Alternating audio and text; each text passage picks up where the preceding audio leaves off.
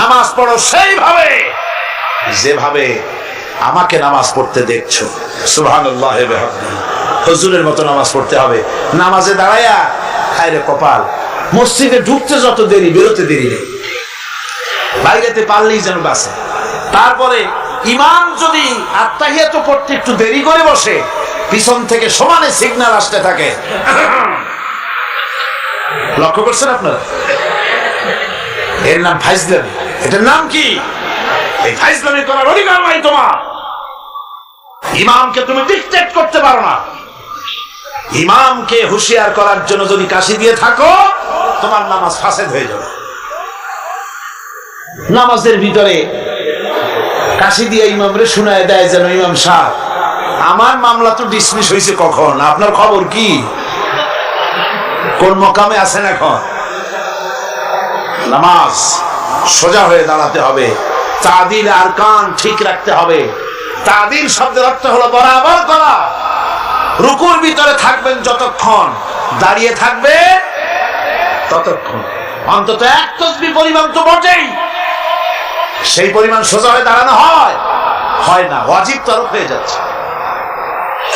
আমার বন্ধুগণ, নামাজ যদি না হলো, যার নামাজ আছে তার সব আছে, যার নামাজ নাই তার ফাউন্ডেশন নাই, ঈমানও নাই। রুকুর ভিতরে যতক্ষণ থাকবে, রুকুর থেকে দাঁড়িয়ে রব্বানা লাকাল হামদ হামদান কাসীরান তাইয়িবান মুবারাকান ফি, একজন সাহাবী এই দোয়া পড়েছিলেন।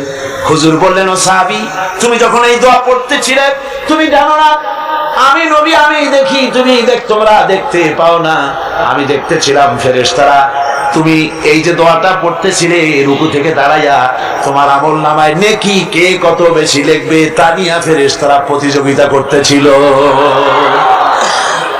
দুই সিজদার ভিতরে এক সিজদা দিয়েছেন সুবহানা রাব্বিয়াল আ'লা, বলেন তো সুবহানা রাব্বিয়াল আ'লা, সুবহানা রাব্বিয়াল আ'লা, সুবহানা রাব্বিয়াল আ'লা। সময় লাগে না? লক্ষ্য করে দেখেন যে মুরগিতেও এত তাড়াতাড়ি দানা খাইতে পারে না যত তাড়াতাড়ি সিজদা দিয়ে উঠে যায়। একটা সিজদায় যত সময় লাগলো, দুই সিজদার মাঝখানে ততখানি সময় দিবেন। আল্লাহুম্মা গফিরলি ওয়ারহামনি ওয়াফিনি ওয়াহদিনি ওয়ারযুকনি। হুজুর এই দোয়াগুলি করতেন, আরে কি সুন্দর দোয়া। আল্লাহ আমারে মাফ করে দাও, আমারে সুস্থ করো, আমার উপরে রহম করো, আমাকে তুমি রিজিক দান করো। সুবহানাল্লাহ। আবার নামাজের মধ্যে দোয়া কবুল হয় বেশি।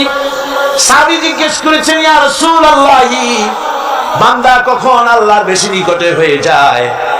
নবী বলেছেন, বান্দা যখন সিজদা দেয় আল্লাহর বান্দার ভিতরে কোনো হিজাব আর থাকে না।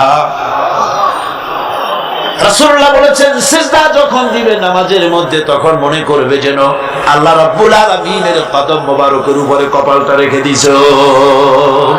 এরকম নামাজ পড়ে সালাম ফিরালে পড়ে, ইমামের সাথে সাথে নয়, ইমামের সালাম হয়ে যাবে তারপরে সালাম ফিরা।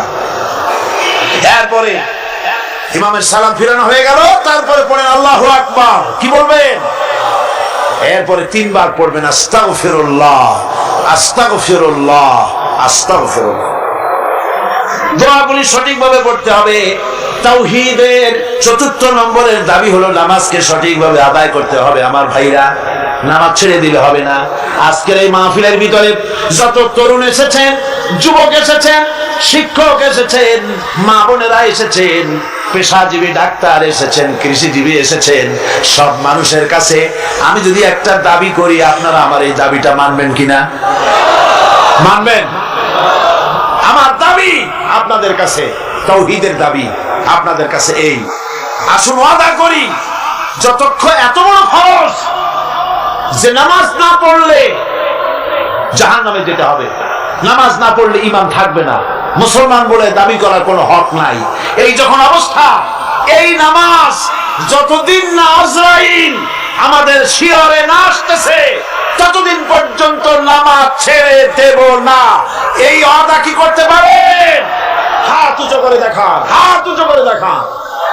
আলহামদুলিল্লাহ। হাত উঁচু করে রাখেন, আল্লাহ দেখুক। হাত উঁচু করে রাখেন, আল্লাহ দেখুক। আলহামদুলিল্লাহ। হাত নামান। নামান। আল্লাহ পাক কবুল করুন। জোরে বলেন আমিন, আরো জোরে বলেন আমিন। আজকের এশা থেকে শুরু হবে। আজকে অনেকেরে বলি, ভাই নামাজ পড়ো না কেন? নামাজটা পড়ো। হুজুর দোয়া করেন, চেষ্টা করতেছি। তুমি হুজুর গো কি পাগল পাইছো নাকি? তুমি নামাজ পড়বা, তাতে দোয়া লাগবে কেন? তুমি তো একথা কখনো বলো না, হুজুর দুপুরে ভাত খাবো, একটু দোয়া করুন যেন খাইতে পারি। রান্না করবা, প্লেট আছে বাড়ি, চাউল আছে, রান্না করো, প্লেটে নিয়ে জমের খাওয়া খাও। তুমি নামাজ পড়বা, কুয়ায় পানি আছে, টিউবওয়েলে পানি আছে, মসজিদ আছে, যাই নামাজ পড়ো। দোয়ার দরকারটা কি? ইচ্ছার দরকার, চেষ্টার দরকার। সুতরাং সব অজুহাত ছেড়ে দিতে হবে। আগে নামাজ। আর্মি হন, বিডিআর হন, পুলিশ হন, ডিসি হন, এসপি হন, মন্ত্রী হন, প্রেসিডেন্ট হন, যেই হন, আকাশ আর জমিনের মালিকের সামনে নাক আর কপাল দিয়া ঘষে প্রমাণ করুন আপনি আল্লাহর গোলাম। কার গোলাম? আর নামাজের চাইতে থামো, স্লোগান লাগবে না। নামাজের চাইতে গোলামির উৎকৃষ্ট নমুনা আর কিচ্ছু নাই।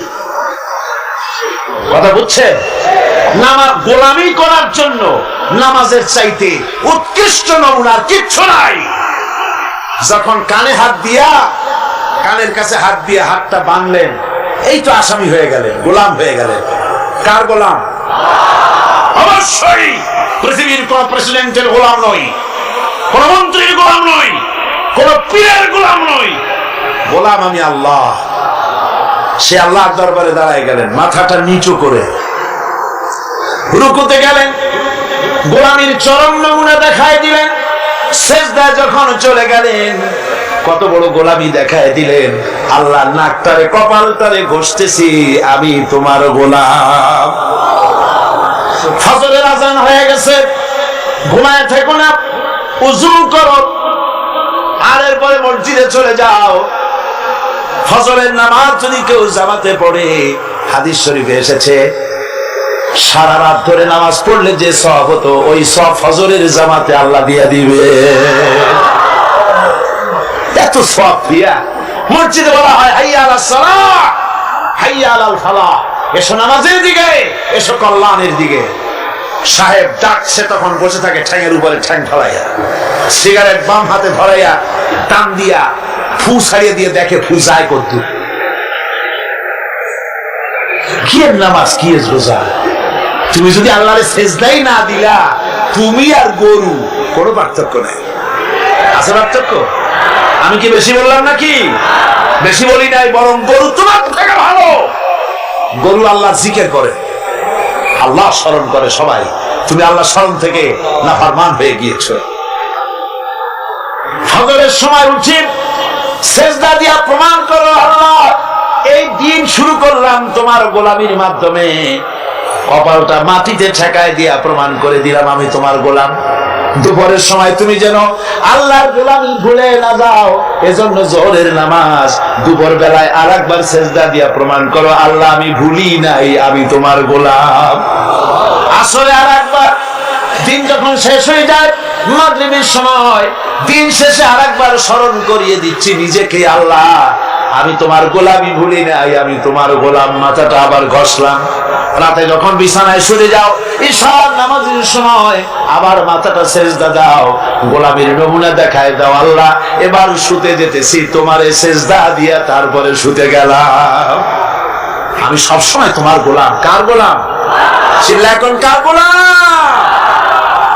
সুতরাং ছাত্র ভাইরা, মা বোনেরা, ছেলেরা, ভাইয়েরা, যুবকরা, তরুণেরা, পেশাজীবী, কৃষিজীবী, সাংবাদিক, যারা আসছে সকলের প্রতি দাবি, এই যে ওয়াদা করেছেন, হাত উঁচু করছেন, দেখছে কে? সাক্ষী কে?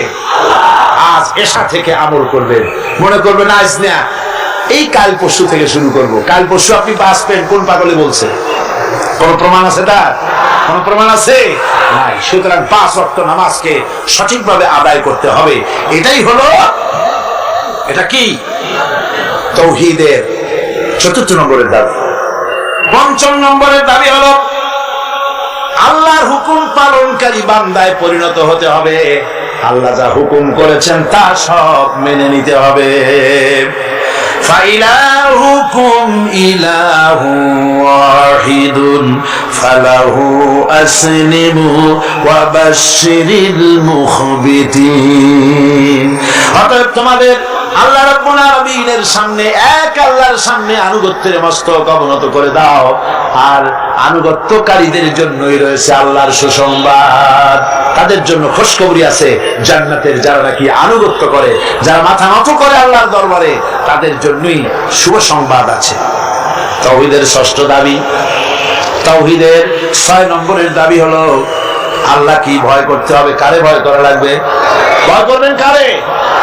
ইয়া আইয়ুহাল্লাযীনা আমানুত্তাকুল্লাহা হাক্কা তুকাতিহি ওয়া লা তামুতুন্না ইল্লা ওয়া আনতুম মুসলিমুন। ইয়া আইয়ুহাল্লাযীনা আমানু, বিশ্বাসীরা, ভয় করো আমি আল্লাহকে। ভয় করার মতো যেমনটি ভয় করা উচিত তেমনটি ভয় করো। দিনের বেলা ভয় করবেন, রাত্রে বুঝি করবেন না নাকি? কি গান? দিনে যে আল্লাহ দেখে, রাত্রে বুঝি দেখে না? অফিসে দেখে না? সব জায়গায় দেখে, সব জায়গায় দেখে। আপনি যদি ঘুষ খান, আল্লাহ টের পায় না? কোন টের পান কিনা? এসে বলছে, স্যার এই যে চাইছিলেন টাকাটা নেন, আমার কাজটা একটু করে দিয়ে। রোজার দিন ওই টাকা কি হাতে নেওয়া যায়? আশ্চর্য কথা, আপনি তো টাকা চাইছিলেন, চাইছি তাই কি হয়েছে? রোজা রেখে ওই সব টাকা হাতে নেওয়া যায় নাকি? কর্ম কি? টেবিলের ড্রয়ারে ধুয়ে যাবে, টেবিলের ড্রয়ারে টাকা ধুইয়া। তারপরে লোকটা বলতেছে, স্যার আপনি যা করলেন আমার একটা গল্প মনে পড়ে গেল, যদি কিছু মনে না করেন। বলো কি গল্প? যে একটা লোক খুব বেশি পাকা হজলিয়াম দিয়া, দুধ দিয়া ভাত মাখাইয়া খাচ্ছিল। তারপরে ছেলেকে ডেকে বলছে, বল্টু চামচ নিয়া। বাবা হাত দিয়ে তো ভাত খাচ্ছিল, আবার চামচ কেন? তুই তার বুঝবি কি, আমটা এত বেশি পাকা যে দুধ দিয়ে যখন মাখাইছি একেবারে আমার সারুদিন বিষ্ঠার মতো লাগে, সেই জন্য হাত দিয়ে খেতে ঘৃণা করে বলে চামচ দিয়ে খাইতে চাইছি। রোজার দিন ওই টাকা কি হাতে নেওয়া যায়? সুতরাং ড্রয়ারের মধ্যে ধুয়ে যাবে। তাহলে বোঝা গেল লোকটা আল্লাহরে ভয় করে না। রোজা রাখে ঠিক, নামাজ পড়ে ঠিক, আল্লাহরে ভয়, আল্লাহর ভয় যদি অন্তঃকরণে থাকে, ঘুষ খেতে পারে না। জোরে বলেন পারে? জোরে বলেন পারে? পারে না। যদি ঘুষ খাও, গরিব মানুষেরা ঘুষ দেয় কাজ আদায় করার জন্য, কিন্তু টাকায় বরকত হয় না। বেতন পায় 5,000 টাকা, কিন্তু বাড়িতে রঙিন টেলিভিশন, ডিশ এন্টিনা, ঠেলা কথা, পোলাও কোরমার অভাব নাই, বড় বড় পাঙ্গাস হুজুরের বাড়ি হাজির, তারপরে খাসির চর্বি, জব্দের খাওয়া খায়। বেতন 5,000, মাসে ইনকাম করে লাখখানেক টাকা, কিন্তু বরকত নাই। কিরকম বরকত নাই? ঘরে আসছে, সারাদিন খাটাখাটনি করে এসে দেখে মেয়ে একটা গড়াগড়ি করতেছে। কি হয়েছে তোর? আমার পেটে ব্যথা। আর একটা দাঁড়ায় রয়েছে, তোর হয়েছে কি? আমার জেনে ধরছে। বউ মাথা ধরে বসে আছে, তোমার কি? আমার মাথা যায় ছিড়িয়া বেদনার চোটে। ছেলে একটা দাঁড়ায় এলা হয়, তোর কি হয়েছে? আমি মরবো। এখন ওজারে টাকা দাও, বৌদ্ধরে টাকা দাও, মৌলবীরে টাকা দাও, তারে পয়সা দাও, ওজা আনো, বৌদ্ধ আনো, ডাক্তার আনো। আনতে আনতে কামাই করছিল 1 লাখ, খরচ হয়ে গেল 1.5 লাখ। হারামে বরকত নাই। হারামে বরকত আছে? বরকত নাই। দেখেন না, কুত্তার বাচ্চা হয় কয়টা বছরে? হ্যাঁ, শিরোমান কুত্তা নাই? কয়টা হয় বাচ্চা বছরে? 7টা 8টা। অর্থর কোন জন্ম নিয়ন্ত্রণের বালাই নাই, জন্মের হওয়া। এই যে কুত্তা এত হওয়া হইল, সব কুত্তা যদি বাঁচত, আপনারা রাস্তায় হাঁটতে পারতেন? হাঁটতে পারতেন? কুত্তার জ্বালায় হাঁটতে পারতেন না। যেহেতু ওটা হারাম, জন্মের হওয়া হইল, অত কোনো বরকত নেই। আর গরু হলো হালাল। গাভী বাছুর দেয় কয়টা? কয়টা? মাত্র 1টা বছরে। আর তারপরে মুসলমানেরা কুয়াতুল মুসলিমিন, জন্মের খাওয়া খায় এই গরু। এরপরে গরুর অভাব আছে? যেহেতু ওটা হালাল, এতে বরকত হয়।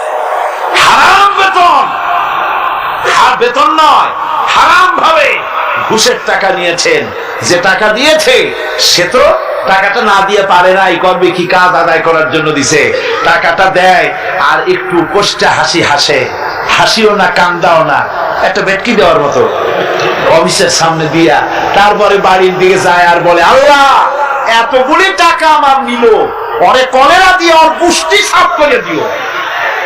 এই বদদোয়া করে, এই বদদোয়া করে। তাই ঘুষখোর অফিসারদের কামাই রুজিতে বরকত নাই। কথা ঠিক কিনা বল? ঘুষ ছাড়ো, ঘুষ হারাম, পায়খানার মতো হারাম, শুয়োরের মাংসের মতো হারাম। ঘুষ হারাম, সুদ হারাম। সুতরাং আল্লাহর ভয় করো। ইমানের ৬ষ্ঠ নম্বরের দাবি, ভয় করতে হবে কাকে? আল্লাহ রাব্বুল আলামিনকে ভয় করতে হবে। ৭ম নম্বরের তাওহীদের দাবি হচ্ছে সাহায্য চাইতে হবে কেবলমাত্র আল্লাহ রাব্বুল আলামিনের কাছে। প্রত্যেক নামাজের ভিতরেই তো আমরা বলি ইয়্যাকা না'বুদু ওয়া ইয়্যাকা নাস্তাঈন। পড়েন সবাই, ইয়্যাকা না'বুদু ওয়া ইয়্যাকা নাস্তাঈন। একমাত্র আমি তোমার গোলাম আর তোমার কাছেই সাহায্য যাচিয়া করি। নামাজের মধ্যে এই কথা কইয়া তারপরে সাহায্য চান মানুষের কাছে গিয়া, ছেলে দাও, মেয়ে দাও, স্বাস্থ্য ভালো করো, এই সমস্ত কথা গিয়ে বলেন, সম্পূর্ণ উল্টা খাসলা শিরকের মধ্যে মুবতালা হয়ে যাচ্ছেন। চাইতে হবে আল্লাহর কাছে, গোলামিটা হবে আল্লাহ। গোলামিটা হবে কার? সেই গোলামি কোথায়? নামাজে শুধু না, শুধু নামাজে নয়, নামাজটা পড়েন যার হুকুম মতো, রোজা রাখেন যার হুকুম মতো, দোকান চালাতে হবে তার হুকুম মতো। দোকানে গিয়ে দেখা যায় দোকানদার ওজন যখন দেয়, আল্লাহ বলেছেন ওজনে কম দিও না। বান্দা এমন ভাবে দাড়ি পাল্লা ধরে, ক্রেতা মনে করে আমারে বুঝি 1 কেজির জায়গায় 1.5 কেজি দিছে। বাড়ি এনে মেপে দেখবেন 1400 টাকার বেশি না। ঠিক কিনা? মাপে কম, পরিমাণে কম। তাহলে তো গোলামি হলো না। জমিনের আইল ঠেলে জনমের ঠেলা। একদিকে নামাজ পড়ে আল্লাহরে বলে ইয়্যাকা না'বুদু, তোমার গোলামি করি। গোলামির প্রমাণ দেখো, জমিনে যখন জমিন চাষ করে, চাষ করার সময় লাঙ্গলের মাথা বুঝি খারাপ হয়ে যায় আইলের কাছে গেলে? আইল ফেলিয়া একেবারে কাম শেষ। আমার ছাত্র জীবনে একবার স্টিমারে যাচ্ছিলাম কোন এক জায়গায়, বিছানা রাখা একজন লোককে বললাম, ভাই আমার বিছানাটা দেখেন, আমি উজু করে আসি। হায় হায়, উজু করে এসে দেখি আমার বিছানা এমন অবস্থা রাখছে যাতে আমার কাইতে হওয়ার উপায় নেই, এমন ভাবে সাকিয়া এতটুকু করে বাড়ছে। বললাম, হাসি মুখে বললাম, ভাই আপনার এই আচরণে প্রমাণ হলো মাত্র ৬-৭ ঘন্টার জার্নিতে বা 12 ঘন্টার জার্নিতে আপনার আমার বিছানার আইল যখন ঠিক রাখতে পারেন নাই, আপনার জমিনের কাছে যার জমিন আছে সে আইলও আপনি ঠিক রাখতে পারছেন বলে মনে হয় না। রাসূলুল্লাহ বলেছেন, লাআনাল্লাহ মান গায়্যারা মানারা, যে ব্যক্তি জমিনের আইল টেরা বাঁকা করে তার উপরে আল্লাহ লানত, আল্লাহর অভিশাপ। আল্লাহর কাছে বললেন, আল্লাহ ইয়্যাকা না'বুদু, তোমার গোলামি করি। এই গোলামির প্রমাণ দিতে হবে, বাজারে দিতে হবে, হাটে দিতে হবে, দোকানে দিতে হবে, অফিসে দিতে হবে, আদালতে দিতে হবে, কলে দিতে হবে, কারখানায় দিতে হবে, সেক্রেটারিয়েটে দিতে হবে, বঙ্গভবনে দিতে হবে, কলেজে দিতে হবে, বিশ্ববিদ্যালয়ে দিতে হবে, রান্নাঘর থেকে শুরু করে পর্যন্ত সব জায়গায় গোলামি হবে কার? চিল্লায় বলে, কার গোলামি? এরপরে 9 নম্বরে তাওহীদের দাবি, সেটা হচ্ছে এই আনুগত্য, আল্লাহর আইনের আনুগত্য করা লাগবে। আমার বন্ধুগণ, আনুগত্য করতে হবে কার বলেন? আল্লাহ পাকের আনুগত্য করতে হবে আর হেদায়েত চাইতে হবে। 8 নম্বর, 7 নম্বর বলেছিলাম আমি সাহায্য, 8 নম্বরে হলো হেদায়েত। হেদায়েত চাইতে হবে কার কাছে? কার কাছে? আল্লাহ শিখাই দিচ্ছেন। প্রত্যেক নামাজের ভিতরে আমরা বলি ইহদিনাস সিরাতাল মুস্তাকিম। পড়েন সবাই, ইহদিনাস সিরাতাল মুস্তাকিম। হায় আল্লাহ, হেদায়েতের একটা রাস্তা চাই, কিচ্ছু চাই না। ভিক্ষার মতো নামাজের মধ্যে বলতেছে, আল্লাহ কিচ্ছু চাই না, একটা সরল রাস্তা চাই, সোজা রাস্তা চাই। কিরকম রাস্তা? সিরাতাল্লাযীনা আন'আমতা আলাইহিম গায়রিল মাগদুবি আলাইহিম ওয়ালাদ-দাল্লিন। এমন রাস্তা চাই যেই রাস্তায় চললে নিয়ামত পাওয়া যায়। অভিশপ্তদের রাস্তা, পথভ্রষ্টদের রাস্তা চাই না। নিয়ামত প্রাপ্ত হচ্ছে নবী, সিদ্দিকীন, শুহাদা, সালিহিন, ওই রাস্তা চাই। হেদায়েতের রাস্তা চাইতে হবে আল্লাহর কাছে। নামাজের ভিতরে আমরা যে হেদায়েতের রাস্তা চাইলাম আল্লাহর কাছে, আল্লাহ রাব্বুল আলামিন এই আমাদের এই চাওয়ার জবাবে আল্লাহ পাক বলেন, আমার কাছে রাস্তা চেয়েছো, এরই জবাবে 30 পারা কোরআন শরীফ দিলাম, এটাই হেদায়েতের পথ। আর জবাব দিলেন আল্লাহ সূরা ফাতিহার জবাব সূরা ইয়াসিনের মধ্যে আল্লাহ দিয়ে দিয়েছেন। সূরা ফাতিহায় আমরা বললাম ইহদিনাস সিরাতাল মুস্তাকিম, হায় আল্লাহ সোজা রাস্তাটা দেখাও। সূরা ইয়াসিনে গিয়ে আল্লাহ জবাব দিয়ে দিলেন, ও বান্দা তুমি আমার কাছে সোজা রাস্তা চেয়েছো, শোনো, ওয়া আনি'বুদুনি হাদা সিরাতুম মুস্তাকিম, আমার গোলামি কর, আমার দাসত্ব কর। হাদা সিরাতুল মুস্তাকিম, এটাই হলো সহজ সরল রয়াল রোড, যা শুরু হলো দুনিয়া থেকে, শেষ হলো জান্নাতুল ফেরদাউসে গিয়া। জোরে সুবহানাল্লাহ। সুতরাং হেদায়েত চাইতে হবে কার কাছে? আল্লাহর কাছে হেদায়েত চাইলাম, আল্লাহ কোরআন দিলেন আর নবী দিয়া দিলেন। নবীর কাছ থেকে হেদায়েতের নমুনাটা নিতে হবে।